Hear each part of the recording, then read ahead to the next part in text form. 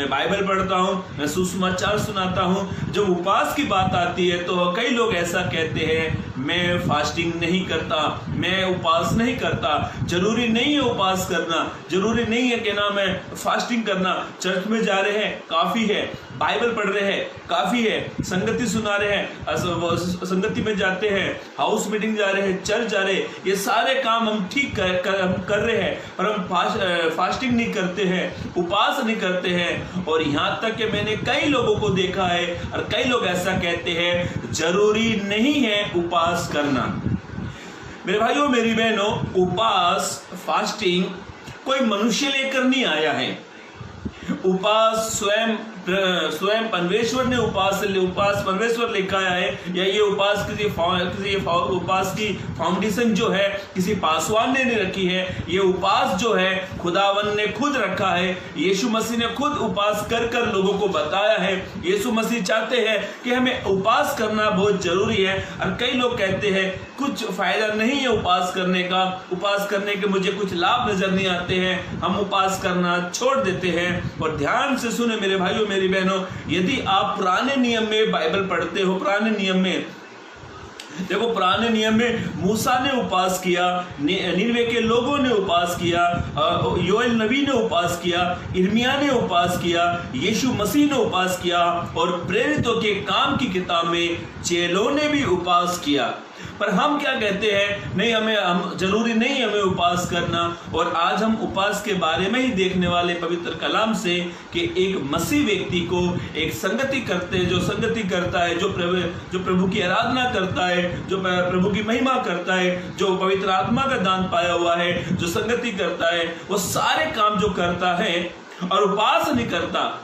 मैं ये नहीं कहता हूं आप ये सारे काम मत करो, उपवास करो, ये सारे काम भी जरूरी, पर आत्मिक जीवन में उपवास भी हमारा एक भाग है। आत्मिक जीवन में उपवास भी हमारे जीवन में उपवास करना बड़ा जरूरी है। और कई लोग कहते हैं उपवास करना जरूरी नहीं है, और मैं उनके लिए खास करके कहना चाहता हूं, हमने पुराने नियम में देखा कई भविष्यवक्ताओं ने उपवास किए हैं, कई लोगों ने उपवास करके परमेश्वर की मनसा को ही बदल दिया है। निनवे के लोगों को परमेश्वर मारने वाला था, अपने दास को भेजता है और जाकर कहता है निनवे के लोगों को कह दे कि 40 दिन के बाद कैसा होगा, निनवे शहर पलट दिया जाएगा।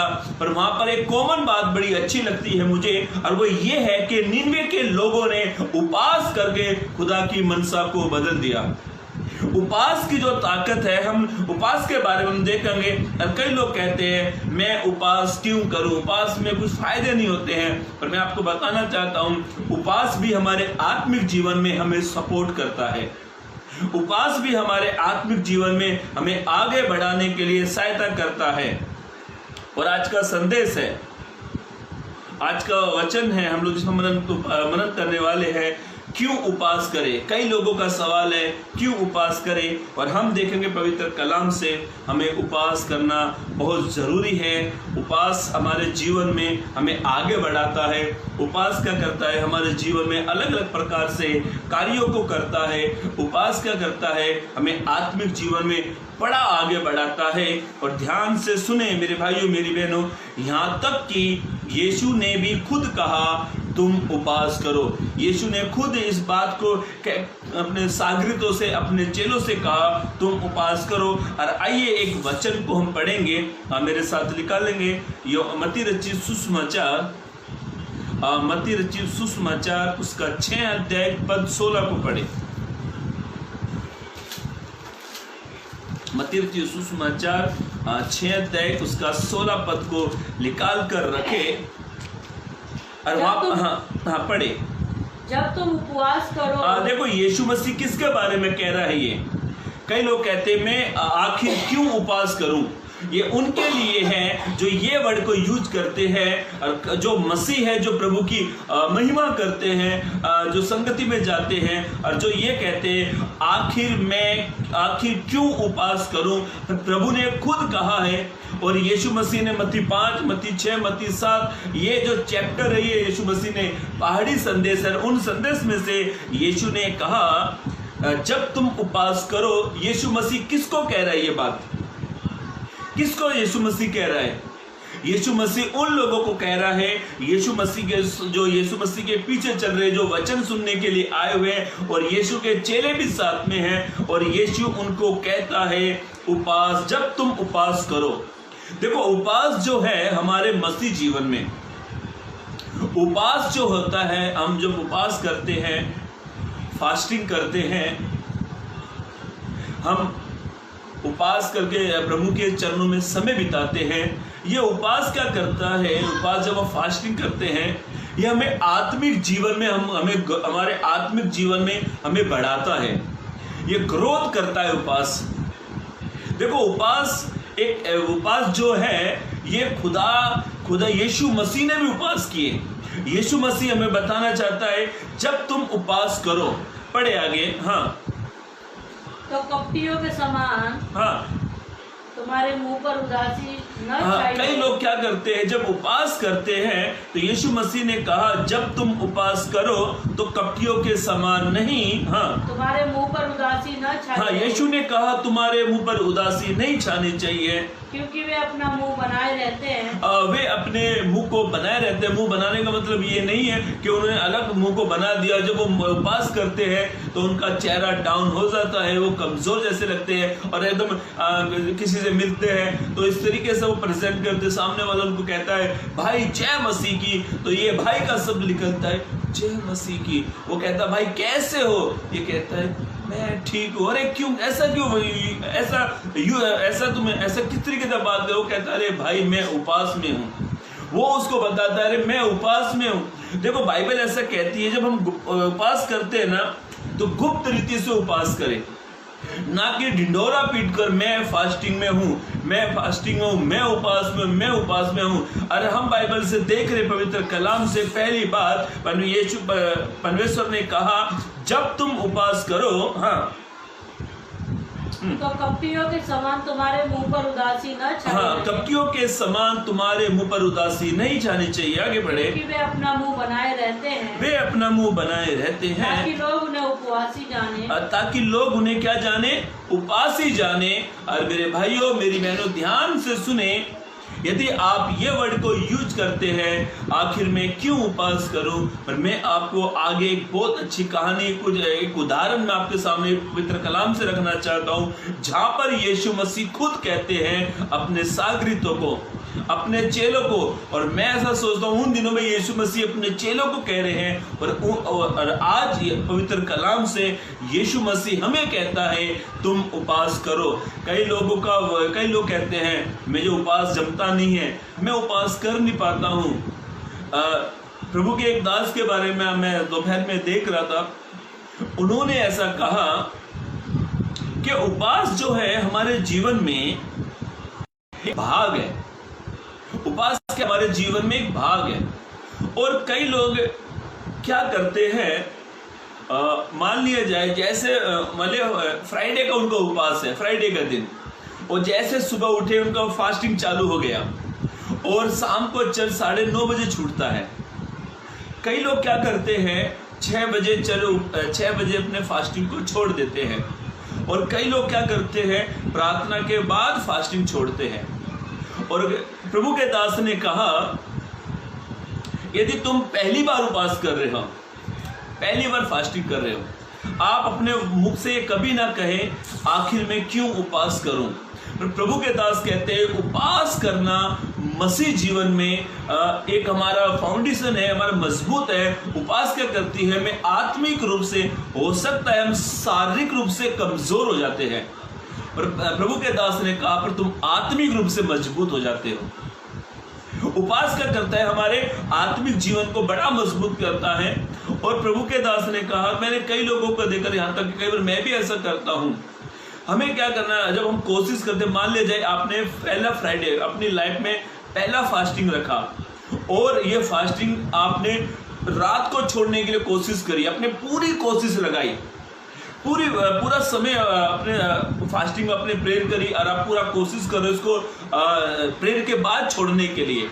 यदि आपसे ये आपका फास्टिंग प्रेयर के बाद नहीं, प्रेयर से पहले आपसे अपने फास्टिंग को छोड़ दिया है, तो इसमें आपकी ये कोई पाप नहीं है, क्योंकि प्रभु आपकी कोशिश को देखता है। नेक्स्ट फ्राइडे जो उपवास आपने 6 बजे छोड़ा है, नेक्स्ट फ्राइडे आप कोशिश करो उसको 7 बजे छोड़ने की।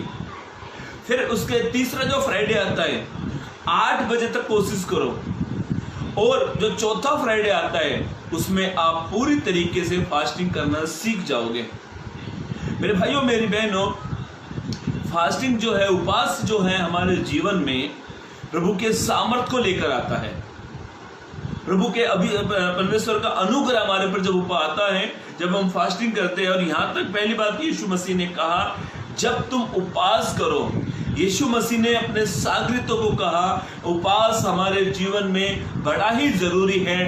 कभी ये वर्ड को ना कहे आखिर में क्यों उपवास करूं, उपवास करने से कुछ लाभ नहीं होता है, उपवास करने से कुछ फायदा नहीं होता है, क्यों मैं भूखा रहूं, अरे उपवास करने से कुछ लाभ नहीं होता है। और मैं आपको आगे बताने वाला हूं पवित्र कलाम से ही कि यीशु मसीह क्यों अपने सागरितों को, क्यों यीशु मसीह अपने चेलों को उपवास के लिए कहते हैं। एक वचन पढ़ ले, घटना के आपके सामने मैं रखना चाहता हूं, पढ़े मेरे साथ। यही मत्ती रचित सुसमाचार उसका 17 अध्याय, मत्ती रचित सुसमाचार उसका 17 अध्याय 14 से 21 एक घटना यहां पर लिखी है, ध्यान से सुनना।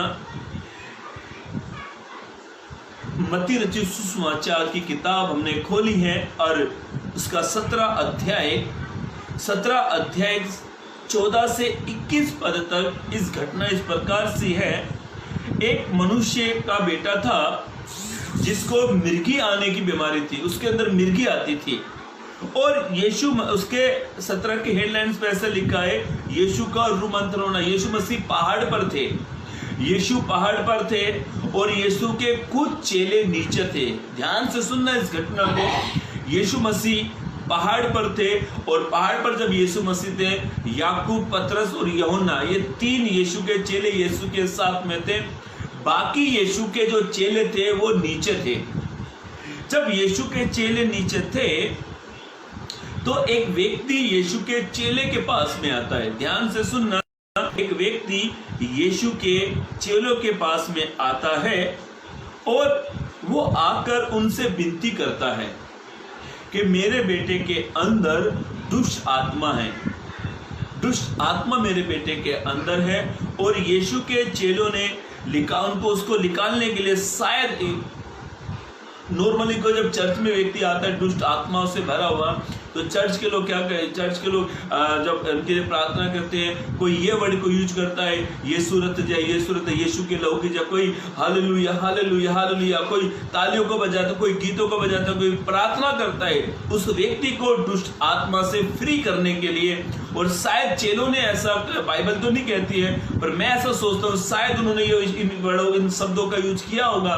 और ये व्यक्ति जो था बड़ा उम्मीद लेकर आया था। ध्यान से सुनना, ये जो व्यक्ति था, उस लड़के का पिता था, ये यीशु के चेलों के पास बड़ा उम्मीद लेकर आया था कि यीशु के चेले मेरे बेटे के लिए प्रार्थना करेंगे और वो ठीक हो जाएगा। क्या वो यीशु के चेलों को क्या अधिकार नहीं मिला था? क्या अधिकार नहीं था यीशु के चेलों के पास? यदि आप मत्ती 10 अध्याय ध्यान से पढ़ो मत, मैं आपको बताता हूँ, वहां पे लिखा हुआ है मत्ती 10 अध्याय, जब मत्ती रचित सुसमाचार उसका 10 अध्याय जब आप आगे से पढ़ते हो तो यीशु मसीह ने अपने चेलों को अधिकार दिया था। यीशु मसीह ने अपने 12 चेलों को अधिकार दिया था कि तुम सांप और बिच्छुओं को क्या करोगे, रौंदोगे। यीशु ने लूका 10 अध्याय में भी अपने चेलों को अधिकार दिया था कि तुम शैतान की हर एक ताकतों को नाश करोगे, शैतान के हर एक कार्यों को तुम समाप्त करोगे, शैतान के हर एक बंधन को तुम तोड़ोगे, शैतान की हर एक युक्तियों को तुम असफल कर दोगे, शैतान के हर एक गढ़ को तुम उखाड़ डालोगे। ये सारे अधिकार यीशु ने अपने चेलों के दिए थे। तो यहां पर ऐसा क्या घटना घटी जो यीशु के चेले उस व्यक्ति को जो दुष्ट आत्मा से पीड़ित है, जिसको दुष्ट आत्मा ने पकड़ कर रखा हुआ, जिसको मिर्गी आती है, यहां पर ऐसा लिखा है वो व्यक्ति उसे ठीक क्यों नहीं कर पाए? यीशु के चेले उसे ठीक क्यों नहीं कर पाए? उनके पास पावर थी, उनके पास अधिकार था। फिर वो यीशु के चेले उस व्यक्ति को ठीक क्यों नहीं कर पाए? ध्यान से सुनना, मैं आगे बताऊंगा यीशु मसीह ने उनको क्या करने के लिए कहा है, यीशु मसीह उनको क्या आगे के लिए सावधान कर रहे हैं। और ऐसा लिखा है मेरे भाइयों मेरी बहनों, ये जो शख्स था जिसके बेटे को दुष्ट आत्मा ने पकड़ के रखा था, जिसको मिर्गी आती थी, ये यीशु के चेलों के पास में आता है और यीशु के चेले उससे ठीक नहीं कर पाते। मैं ये नहीं कहता चेले गलत थे, मैं ये नहीं कहता चेलों के अंदर कोई पावर नहीं थी, पर मत्ती 10 अध्याय में साफ साफ लिखा है कि यीशु ने उनको पावर दी है। मत्ती लूका रचित सुसमाचार 10 अध्याय में भी वहां पर लिखा हुआ है कि यीशु ने उनको पावर दी है। क्या इनके अंदर पावर कम हो गया है? क्या इनके अंदर सामर्थ्य नहीं था? क्या इनके अंदर वो अधिकार नहीं था? यस, ये सारे काम, ये सारा अधिकार यीशु ने उनको दिया। फिर क्यों ये लड़का ठीक होकर नहीं गया? ऐसा लिखा है, ये जो लड़के का पिता था, ये बड़ा उम्मीद लेकर आया था कि यीशु के चेले उसे ठीक कर देंगे, यीशु के चेले उसके मेरे बेटे को इस बीमारी से, इस वेदना से, इस दर्द से फ्री कर देंगे।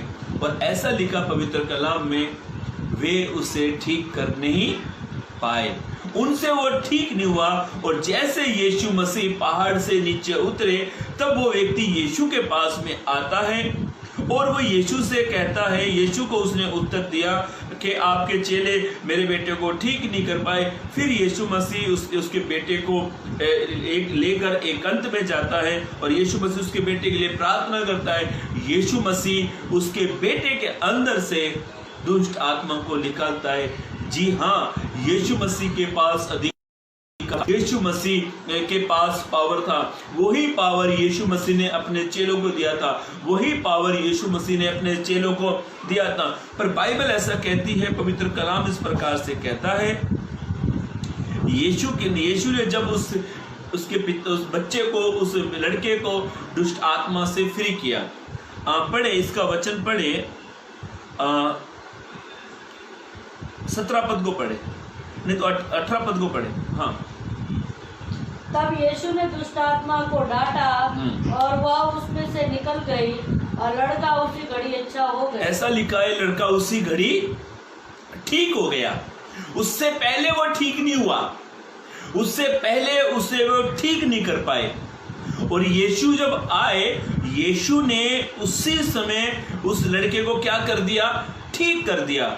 और ऐसा लिखा है, मैं ऐसा सोचता हूँ, मैं ऐसा उसकी जगह से, चेलों की जगह मैं ऐसा होता तो मैं ऐसा सोचता, उस व्यक्ति का पिताजी शायद ऐसा सोचता होगा, अरे यीशु के चेले थे, देखो ये यीशु के साथ में रहने वाले, जिनको अधिकार मिला है, जिनको पावर मिली है, जिनके पास की सामर्थ्य है, ये उसे ठीक नहीं कर पाए।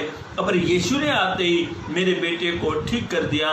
पर ध्यान से सुने, यीशु अपने शागिर्दों को कुछ कहता है, यीशु मसीह अपने चेलों को कुछ सिखाता है कि आगे तक इस समय तुम्हें इसे ठीक नहीं कर पाया, पर आगे तुम्हें क्या करना है, आगे तुम्हें किस प्रकार से तुम्हें सावधान रहना है, आगे तुम्हें किस प्रकार की सेवकाई करनी है, आगे तुम्हें किस प्रकार से शैतान के कामों को खत्म करना है। यीशु मसीह उनको आगे बताते हैं। और बाइबल ऐसा कहती है, पवित्र कलाम इस प्रकार से कहता है। अब इसका 20 पद को पढ़े। हाँ, उसने उनसे कहा, किससे कहा? यीशु ने चेलों से कहा, अपने विश्वास की घटी के कारण। हाँ, अपने विश्वास की घटी के कारण। अब इसका 21 पद को पढ़े। हाँ, पर यह जाति बिना प्रार्थना। देखो, अब यीशु मसीह अपने चेलों से बताते, वो उनको एक अंत में लेकर जाता है, उनको कहता है हो सकता है तो ये तुम्हारे विश्वास की घटी के कारण है, क्योंकि यीशु मसीह ने सबको अधिकार दिया था, उसे वो ठीक नहीं कर पाए थे। अब यीशु मसीह उनको आगे किस प्रकार से शैतान के कामों को खत्म करना है, उनको एक रास्ता बताते हैं, एक रहस्य उनको बताते हैं, या फिर हम ये कह सकते हैं आत्मिक से शैतान के कामों को खत्म करने के लिए एक चाबी यीशु मसीह को बताते हैं। और वो क्या है? वो 21 पद को पढ़े। हाँ, यह जाति बिना प्रार्थना। अच्छा, उस लड़के के अंदर कितनी जाति थी, कितनी दुष्ट आत्मा थी? एक ही थी। एक प्रभु के दास है ना, मुझे नाम उनका याद नहीं आया, बंबई के ही है वो, है ना, जिस किसी को बुखार आता है तो वो क्या कहते हैं? बुखार की दुष्ट आत्मा। जिस किसी को कहना मैं पेट में दर्द हो गया था, बोली हे दुष्ट आत्मा, जो तू पेट में दर्द करने वाली दुष्ट आत्मा, यीशु के नाम में निकल जा। वो हर एक बीमारी को वो दुष्ट आत्मा के नाम से कहता है। एक प्रभु के दास यही हमारे बंबई के हैं, वो हर एक बीमारी को दुष्ट आत्मा कहकर निकालता है। इस व्यक्ति के अंदर एक दुष्ट आत्मा थी जिसको मिर्गी आती थी, पर यीशु मसीह आगे के लिए सावधान करते हैं। यीशु मसीह उनको कहते हैं, और वहां पर ऐसा लिखा है, पर यह सब जाति, ऐसा लिखा है पर यह सब जाति। मतलब कहने का अर्थ, जितनी सारी अंधकार की शक्ति होती है, जितने सारे शैतान के काम होते हैं, जितनी समस्याएं शैतान लेकर आता है, जितनी प्रॉब्लम शैतान लेकर आता है, यीशु मसीह कहते हैं पर यह सब जाति प्रार्थना और उपवास के, आगे बढ़े, हाँ पढ़े पर उसे। यह जाति बिना प्रार्थना और उपवास के नहीं निकलती। बिना प्रार्थना और उपवास के नहीं निकलती। कहने का मतलब है यीशु मसीह अपने चेलों को कहते हैं, तुम प्रार्थना और उपवास करो तो तुम शैतान के कामों को नष्ट कर सकते हो, तुम शैतान की समस्या का सामना कर सकते हो, तुम शैतान के कामों को चकनाचूर कर सकते हो, तुम शैतान के कामों को सत्यानाश कर सकते हो, तुम शैतान के गढ़ को तोड़ सकते हो। और ये यीशु मसीह ने उनको सिखाया कि तुम प्रार्थना और उपवास करो। तो क्यों हम ऐसा कहते हैं? आखिर हम उपवास क्यों करें? यदि आपके घर में, यदि आपके दोस्त, यदि आपका मित्र, यदि आपके चर्च में कोई शख्स ऐसा है जो दुष्ट आत्माओं से पीड़ित है, जो दुष्ट आत्मा से पीड़ित है, जो कई महीने से तकलीफ में जी रहा है, तो मेरे भाइयों मेरी बहनों, उपवास प्रार्थना करें ताकि प्रभु उसके बंधनों को तोड़े।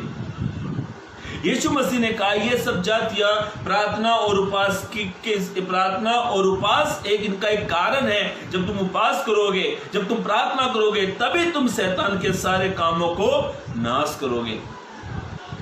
यीशु मसीह उनको सिखा रहे हैं, यीशु मसीह उनको कह रहे हैं उपवास और प्रार्थना कितना जरूरी है एक मसीह जीवन में। और फिर हम इस वर्ड को यूज करते हैं, आखिर मैं उपवास क्यों करूं, मुझे उपवास से कुछ लाभ नहीं होता है। अब मेरे भाइयों मेरी बहनों, यीशु मसीह अपने चेलों को आगे के लिए सिखा रहे हैं। जब कभी तुम्हें ऐसा लगे कि जब तुम्हारे सामने तो कोई विपत्ति आ जाए या फिर तुम्हारे सामने कोई शख्स आ जाए, तो तुमको एक काम करना है, तुमको उपवास करना है, तुमको प्रार्थना करना है, ताकि तुम आने वाली समस्या का सामना कर सको, ताकि तुम आने वाले शैतान को कामों को नाश करो। इसलिए यीशु मसीह ने मत्ती 6:16 में बताया जब तुम उपवास करो। फिर उसके बाद मत्ती 17 के 21 पद में यीशु मसीह अपने चेलों को बता रहे हैं। मेरे भाइयों मेरी बहनों, पवित्र कलाम इस प्रकार से कहता है, उपवास हमारे जीवन में एक अद्भुत काम करती है। उपवास प्रार्थना जब हम करते हैं, शैतान के गढ़ हिल जाते हैं। हमारे चर्च में पिछले फरवरी के महीने में, जनवरी के महीने में फास्टिंग प्रेयर हुई। 3 दिन के हमारे चर्च में हर महीने का जैसे महीना खत्म होता है तो महीने का जो फर्स्ट वीक आता है, फ्राइडे सैटरडे संडे, हमारे चर्च में 3 दिन की फास्टिंग हर महीने रखी जाती है। और उसके बाद सब मिलकर प्रभु भोज करते हैं। उसके बाद में उनके लिए खाना रखा जाता है। मैं आपको सच बता रहा हूँ, मैंने जनवरी के महीने में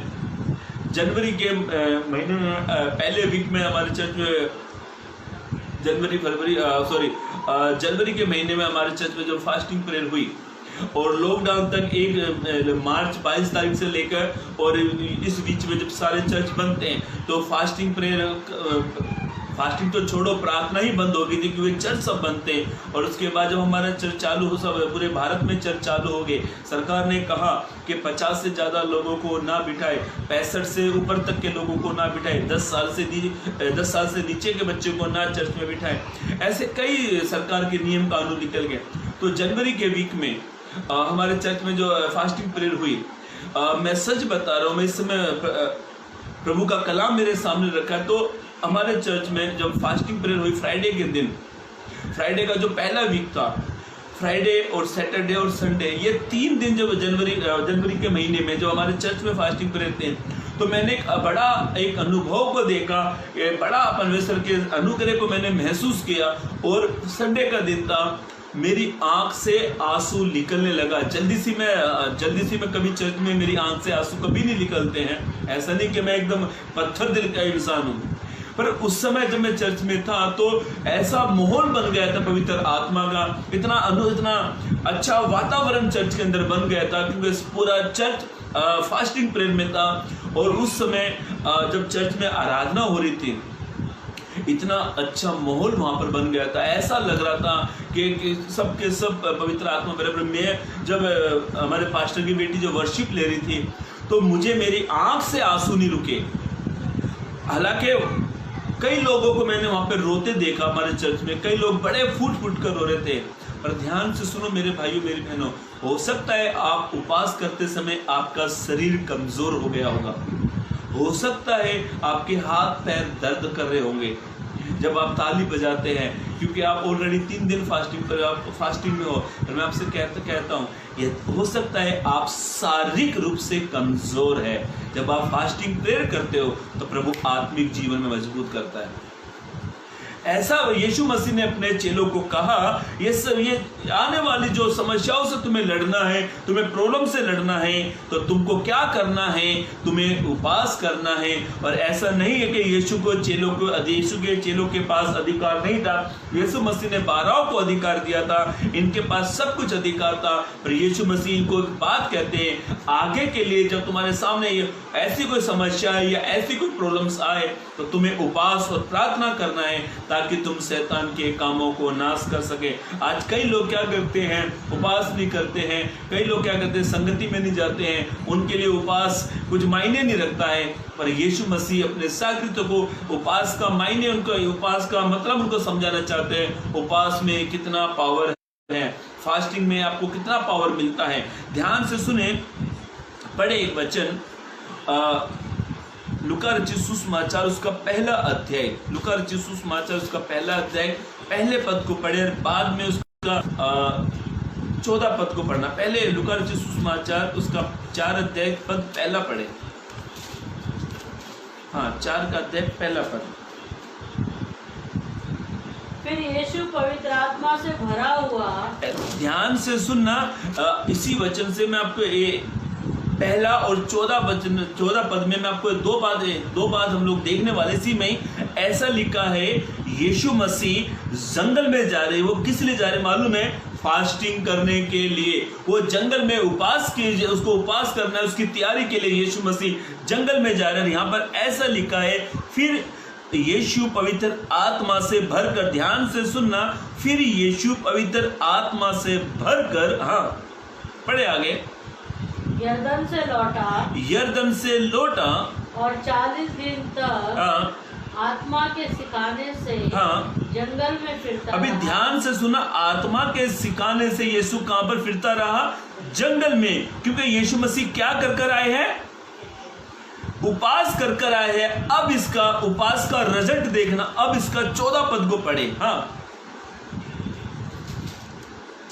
फिर यीशु आत्मा की सामर्थ्य, आमीन। फिर यीशु क्या लिखा है? आत्मा की सामर्थ्य से भरा हुआ गलील को लौटा और उसकी चर्चा आसपास के सारे देश में फैल। ऐसा लिखा है, उसकी चर्चा आसपास के सारे देश में फैल गई। जब आप उपवास करने के लिए अपने आप को तैयार करते हो, जब फास्टिंग करने के लिए आप अपने आप को तैयार करते हो, जब ये कहते हो यस प्रभु मैं कल से उपवास करना करूंगा, यस प्रभु मैं 7 दिन के उपवास करूंगा, यस प्रभु मैं 40 दिन के उपवास करूंगा। पर ध्यान से सुनना, प्रभु की आत्मा आपको तैयार करेगी। जब आप उपवास के लिए रेडी होते हो, तब प्रभु अपने सामर्थ्य से आपको भरता है।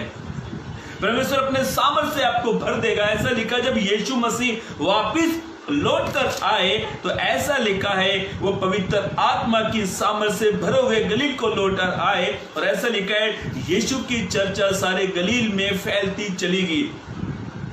कितना अच्छी बात है। यीशु मसीह उपवास का महत्व हमें सिखाते हैं। यीशु मसीह जंगल में गए थे उपवास करने के लिए। जब आप उपवास करने के लिए अपने घर में बैठते हो, घुटने पे आते हो, अपने आप को तैयार करते हो, तो मैं आपसे कहना चाहता हूं, यदि आप चाहते हैं कि मैं परमेश्वर की सामर्थ से भर जाऊं, यदि आप चाहते हैं परमेश्वर का सामर्थ मेरे जीवन में आ जाए, तो अपने आप को उपवास के लिए तैयार करें। जब आप अपने आप को उपवास के लिए तैयार करते हो तो परमेश्वर की सामर्थ आपके अंदर आती है। वो सामर्थ से परमेश्वर आपको भर देगा। और जैसे यीशु की चर्चा दूर दूर तक फैली थी, वैसे ही प्रभु आपकी भी टेस्टमनी बनाएगा।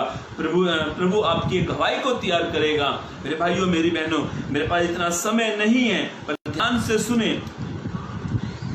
पवित्र कलाम से हम देख रहे हैं कि उपवास हमें करना कितना जरूरी है। और कई लोग कहते हैं आखिर हम उपवास क्यों करें। वे उनके लिए सबसे एक सवाल है। यदि आप ऐसा सोचते हो कि मैं उपवास नहीं करना चाहता, तो बाइबल हमें साफ साफ रीति से सिखाती है। यीशु ने अपने चेलों को कहा, यीशु खुद उपवास करते थे और ऐसा लिखा है मेरे भाइयों, मेरी बहनों, मूसा ने उपवास किया, दाऊद ने उपवास किए, पौलुस ने उपवास किए, एस्तर रानी ने उपवास किए, और जितने लोगों ने उपवास के हैं, इनके जीवन में प्रभु ने बड़े काम किए हैं। आज हमारे जीवन में प्रभु के काम क्यों नहीं हो पाते हैं? क्योंकि हम उपवास प्रार्थना नहीं करते हैं। यदि आप नहीं करते, मैं आपके साथ में हूं, मैं भी आपके साथ में जुड़ा हूं। मेरे भाइयों, मेरी बहनों, हमें जरूर उपवास करना चाहिए। एकदम में नहीं होगा, मुझसे नहीं होता। मेरी शादी से पहले, आपको यकीन नहीं होगा, मेरी शादी से पहले मैं 40-40 दिन के मैं उपवास करता था। काम शादी के बाद मुझसे कहना, मैं 7 दिन का, जो 1 दिन का भी करना बड़ा भारी होता, पर मैंने कोशिश करी। पिछले हफ्ते मैंने कोशिश करी और प्रभु ने मुझ पर बड़ी दया करी। इसलिए मेरे भाइयों, मेरी, जब आप अपने आप को तैयार करते हो उपवास करने के लिए, तो जब आप उपवास करने के लिए बैठते हो सकता है बड़े कमज़ोर है, हो सकता है आपको आपको कमज़ोरी सी महसूस होती है। तो मैं आपसे कहना चाहता हूँ, शारीरिक रूप से आप कमज़ोर हो सकते हो, पर जब आप उपवास करते हो तो परमेश्वर आत्मिक रूप से आपको अपनी सामर्थ्य से भर देगा। परमेश्वर अपनी सामर्थ्य से भरेगा। इसलिए मैं आज इस लाइव सेशन को ख़त्म करने जा रहा हूँ। ध्यान से सुने। यदि आप Isaiah 58 अध्याय का आप पढ़ते हो, उसमें उचित उपवास के बारे में लिखा गया है, उसमें 12 ब्लेसिस के बारे में लिखा गया है। आप इस चैप्टर को ध्यान से पढ़ना, क्योंकि मैंने ऑलरेडी में 12 पॉइंट उसमें से निकाले हैं। मेरे पास समय नहीं है उतना बताने के लिए, पर ये 12 बच्चे, आप इसको 8 से पढ़ना। Isaiah भविष्यवक्ता की किताब, उसका 58 अध्याय आप उसके 8 से आगे पढ़ते हो तो उसकी हेडलाइंस पे लिखा हुआ है उचित उपवास। जब आप उपवास करते हो तो परमेश्वर 12 ब्लेसिस आपके जीवन में लेकर आता है। आप कहते हो इतने सालों से मेरा बिजनेस आगे नहीं बढ़ पा रहा है, फैमिली प्रॉब्लम चालू है, काम धंधा नहीं बढ़ पा रहा, जितने बिजनेस में चालू करता हूँ वो बिजनेस बढ़ नहीं पा रहे हैं, कई सारी रूप से मैं बहुत कमजोर हूँ। तो मैं आपसे एक बात कहना चाहता हूँ, अपने आत्मिक जीवन का लेवल बढ़ाए तो परमेश्वर आपको शारीरिक रूप से भी आपके लेवल को बढ़ाएगा।